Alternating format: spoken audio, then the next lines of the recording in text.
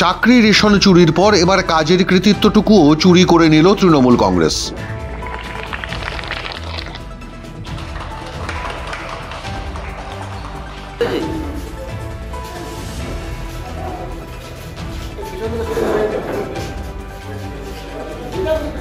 পূর্ব বর্ধমানের বৈকুণ্ঠপুর গ্রাম পঞ্চায়েতের নান্দরা junior high স্কুলের দোতলা ভবনের উদ্বোধন হচ্ছে। উদ্বোধন করছেন তৃণমূল কংগ্রেসের সাংসদ কীর্তি আজাদ। উদ্বোধনের ঘটা আয়োজন দেখলে মনে হতেই পারে নির্বাচিত হয়েই 6 মাসের মধ্যে নিজের এমপি ল্যাড বা সাংসদ কোটার টাকা থেকে তৈরি করে দিলেন স্কুল বাড়ির 2য় তলা। কিন্তু এখানেও ঘাপলা আছে, এখানেও আছে নাম চুরির কেস, কৃতিত্ব, আত্মসাতের কাহিনী।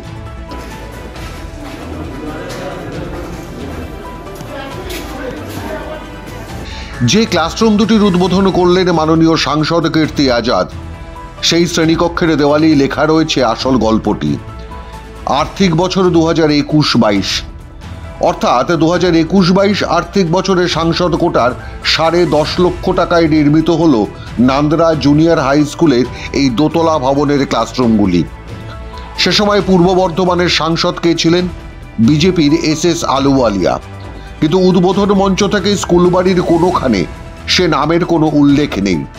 এমনকি বক্তৃতাতেও কেউ উল্লেখ করলেন না বিজেপি সাংসদ SS আলুওয়ালিয়ার সাংসদ কোটার টাকা থেকে এই দোতলা ভবন তৈরি হয়েছে।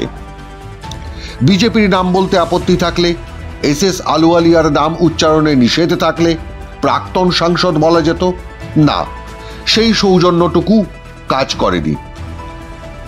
আমাদের বর্ধমান উত্তর বিধানসভা কেন্দ্রের সম্মানীয় বিধায়ক নিশীথ কুমার মালিক অথচ উদ্বোধন মঞ্চ আলো করে বসেছিলেন বিধায়ক নিশীথ মালিক, সাংসদ কীর্তি আজাদ, বিডিও দিব্যজ্যোতি দাস, SP, তৃণমূল কংগ্রেসের ছোট বড় মাঝারি নেতারা। হাবভাব এমন যেন তৃণমূল কংগ্রেসের সাংসদ কীর্তি আজাদের সাংসদ কোটায় তৈরি হলো এই নান্দরা হাই স্কুলের দোতলা বাড়ি।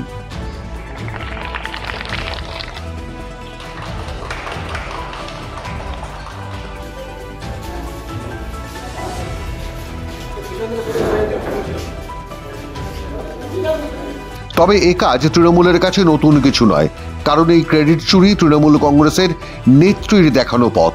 ক্ষমতায় এসেই মা ওভারব্রিজ থেকে ধনধান্য স্টেডিয়াম, গঙ্গাসাগর ব্রিজ থেকে রাজারহাটের নজরুল তীর্থর মতো সাংস্কৃতিক কেন্দ্র, সাম্প্রতিকতম উদাহরণ হলো ইনফোসিসের জমি রাজারহাটে।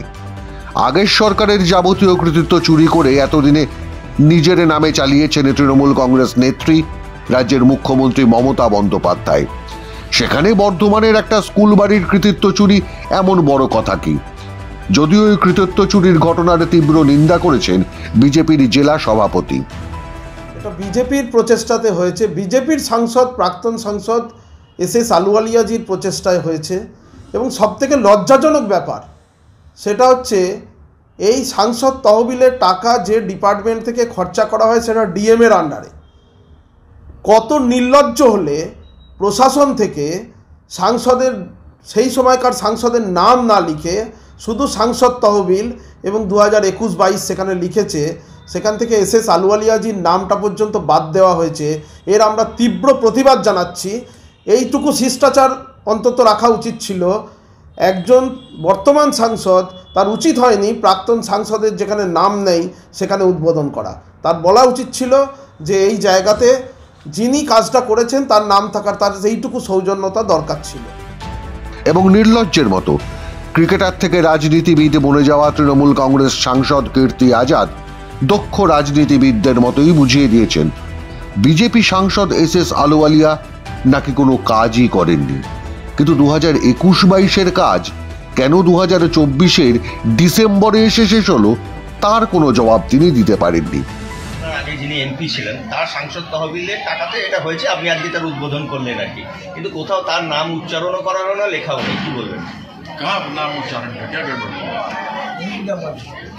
এই আগে যিনি বিজেপির সাংসদ ছিলেন 2021-22 আর্থিক বছরে उनका तो पैसा कोई खर्चा किया नहीं।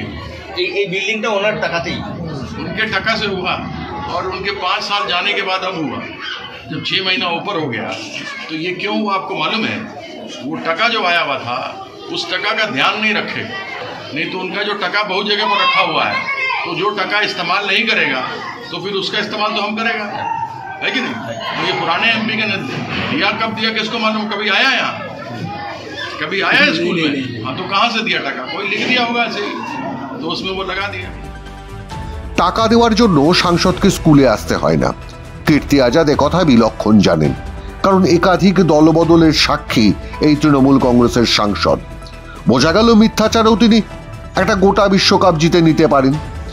নিয়ম অনুযায়ী সাংসদ কোটার টাকা সরাসরি সাংসদ নির্দিষ্ট প্রকল্প খাতে জেলা শাসকের কাছে জমা দেওয়া হয়।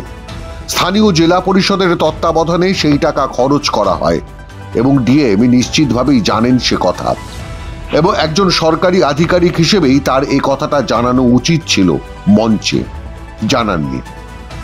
কিন্তু যে জবাবটা তিনি দিতে পারলেন না সেটা হলো প্রাক্তন সাংসদের নাম উচ্চারণে বাধা কোথায়।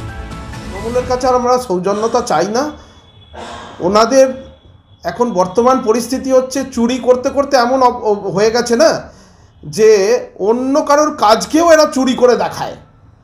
আমরা আমাদের প্রাক্তন সাংসদ আলুওয়ালিয়াজিকে এই বিষয়টা জানাবো। উনি দীর্ঘদিনের পার্লামেন্টারিয়ান, এই ব্যাপারে যেভাবে যা স্টেপ নেওয়ার সেটা ওনার মাধ্যমেই আমরা নেব। বিজেপি সাংসদের নাম না দেওয়ার জন্য যা যা পদক্ষেপ তা না হয় বিজেপি নিল।